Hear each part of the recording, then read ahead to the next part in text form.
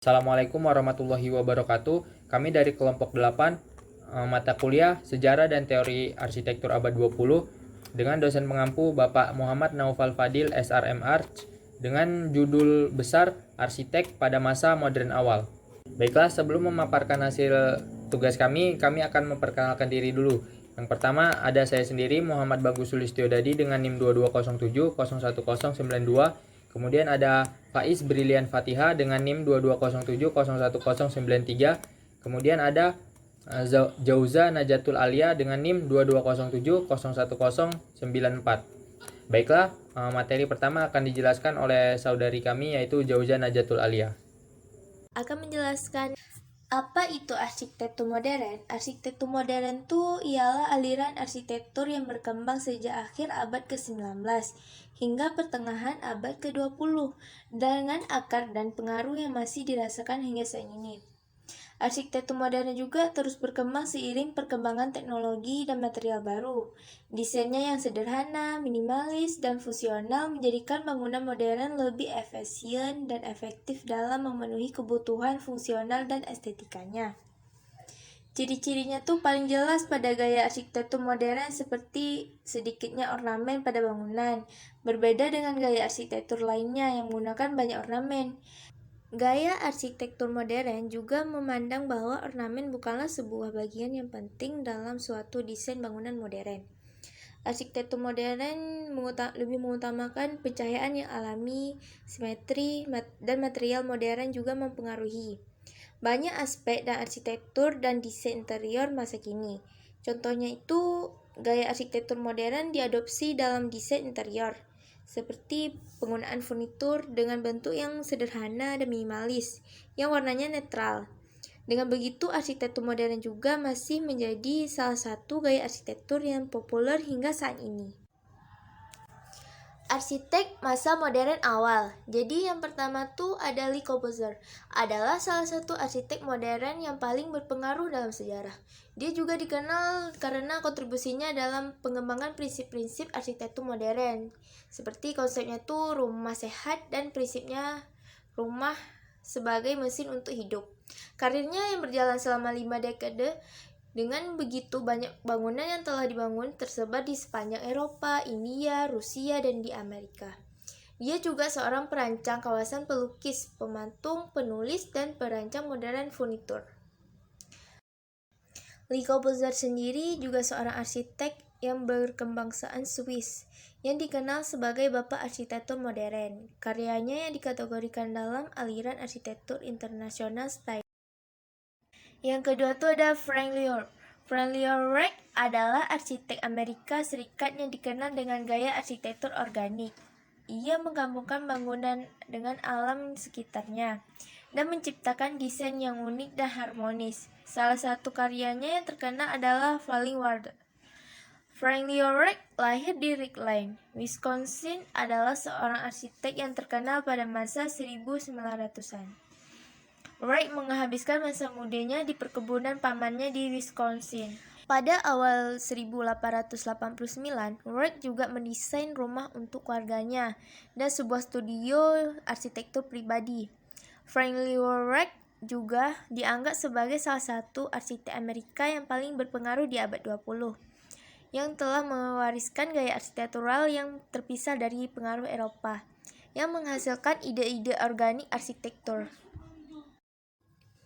Yang ketiga ada Mies van der Rohe. Dia adalah arsitek Jerman yang mempromosikan prinsip kesederhanaan dalam desainnya.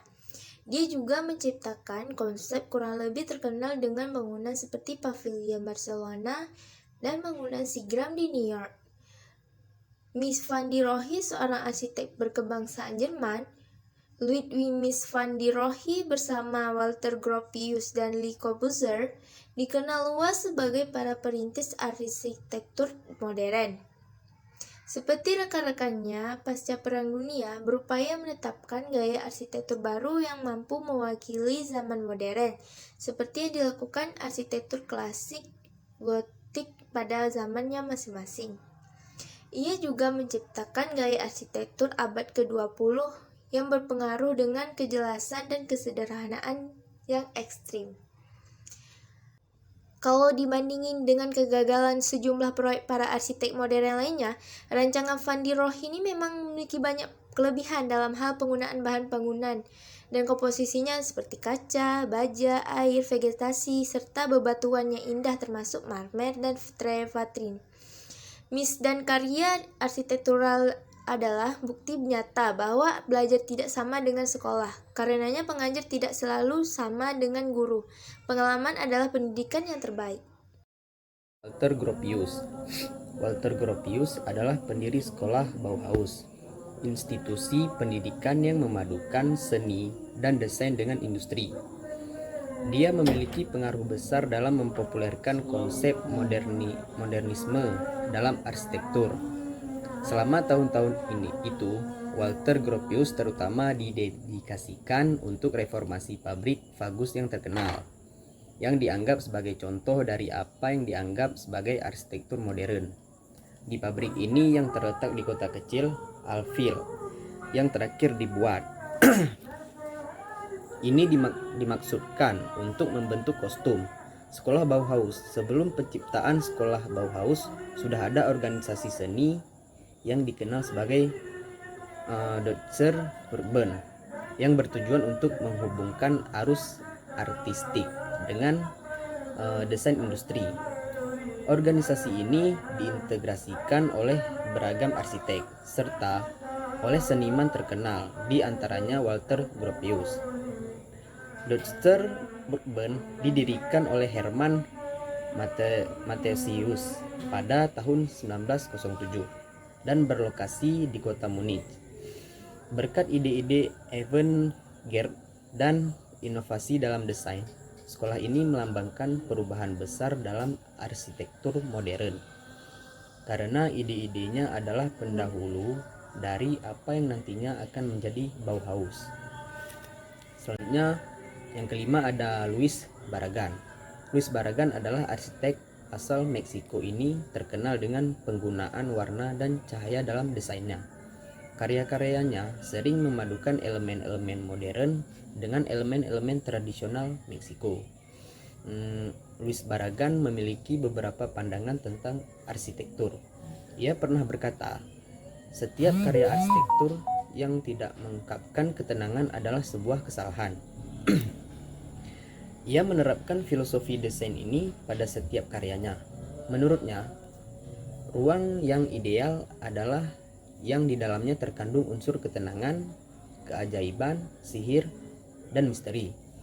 Meskipun karya dipengaruhi oleh international style dan arsitek Le Corbusier, ia memiliki pandangan bahwa rumah tidak boleh menjadi mesin untuk hidup. Hal ini tercermin pada karya-karyanya yang memadukan langgam international style dengan estetika bangunan klasik Meksiko yang mengesankan. Bertentangan dengan fungsionalisme, Louis Barragan lebih menekankan desainnya pada arsitektur emosional. Selanjutnya ada Pierre Chaureu. Arsitek Prancis ini dikenal dengan karyanya Maison de Verre atau rumah kaca yang menggabungkan material industrial seperti baja dan kaca dengan elemen-elemen tradisional dalam desain interior. Gambar utama desainer. Tidak ada rumah di Prancis yang lebih mencerminkan janji magis arsitektur abad ke-20 selain Maison de Verre. Tulis kritikus arsitektur Nikolai Aurosov di New York Times tentang proyek inovatif Pierre Chareau. Bisa dibilang salah satu karya arsitektur modern yang paling berpengaruh. Rumah kaca berdiri sebagai contoh paling inovatif dalam kejeniusan Chareau. Perancangan visioner ini membawa modernitas ke dalam dekorasi interior dengan mempelopori penggunaan kayu, kaca, dan logam. Pada pertengahan tahun 1920-an, ia bergabung dengan Société d'Artistes Décorateurs yang bergengsi, dan pada tahun 1929 ia ikut mendirikan Union des Artistes Modernes dengan beberapa rekannya yang berpikiran sama, termasuk Robert Mallet Stephen dan Jean Michael Frank. Ia berteman dengan seniman paling dicari pada masanya, Max Ernst Joan Miro, Amedeo Modigliani, Louis Aragon, Paul Eluard, dan André Breton, hingga nama berbatasan beberapa. Proyek arsitektur dan praktik desain furnitur Careau berkembang pesat selama tahun-tahun itu. Masa kreativitas besar bagi banyak seniman. Dia memiliki 2 galeri yang menampilkan desain furnitur dan pencahayaannya, dan juga bekerja untuk teater. Ia percaya pada terciptanya harmoni sempurna antara material, cahaya, dan volume. Ciptaannya yang luar biasa digambarkan oleh salah satu orang sezamannya sebagai campuran pesona dan kekuatan, harmoni dan disonansi. Dia sadar akan implikasi yang lebih luar dari desain dan arsitektur, serta tidak menyukai produksi massal dan materialisme. Ia ingin membebaskan manusia sebanyak mungkin dari ketundukan mereka pada materialisme dan konvensi-konvensi materialisme yang sudah ketinggalan zaman. Ada Alvar Aalto. Arsitek asal Finlandia ini dikenal sebagai pendekatan yang unik terhadap desain dan penggunaan kayunya dalam karyanya. Salah satu karyanya yang dikenal adalah Sanatorium Paimio. Pada masa 1950 hingga meninggalnya dia tahun 1976 merupakan masa puncak karirnya sebagai arsitek. Dia merancang sejumlah bangunan penting dengan berbagai fungsi antara gereja lain, kampus, kantor, perumahan, pusat kebudayaan, pabrik, dan banyak lagi. Aalto mendesain 500 gedung-gedung individu, pilih 300 untuk yang telah dibangun, terutama di Finlandia. Ia juga membangun beberapa bangunan di Amerika, Jerman, Italia, dan Perancis.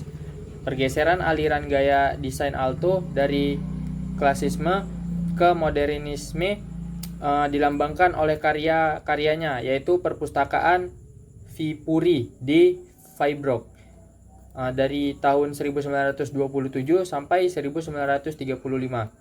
Yang mengalami transformasi dari proposal entry kompetisi klasik yang awalnya menjadi bangunan modernisme tinggi. Kemudian ada Gerrit Rietveld. Gerrit Rietveld adalah seorang arsitek dan perancang asal Belanda yang terkenal dengan kursi Red Blue dan bangunan ikoniknya, yaitu Schroeder House, yang merupakan contoh utama dari arsitektur Destylt. Setelah melakukan banyak pekerjaan revolusioner pada tahun 1920-an, kemudian tahun 1930-an terbukti menjadi tahun yang kurang beruntung bagi Rietveld. Komisi arsitekturalnya berkurang, tetapi dia tidak pernah berhenti mendesain furnitur. Sejak tahun 1936, Rietveld mendedikasikan seluruh kekuatannya dan fokusnya pada perancangan furnitur dan terus mengerjakan bidang desain ini hingga setelah Peperangan Dunia Kedua. Tetapi segera setelah perang ia mulai komisi arsitektur lagi dan merancang beberapa bangunan dan struktur terkenal.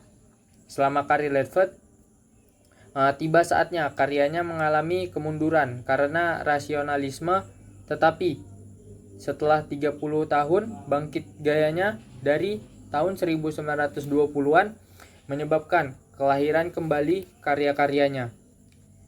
Rietveld Schroeder House kemudian memperoleh status situs warisan dunia oleh UNESCO Dan Rietveld juga mendapat banyak kehormatan untuk memamerkan karyanya di Bauhaus.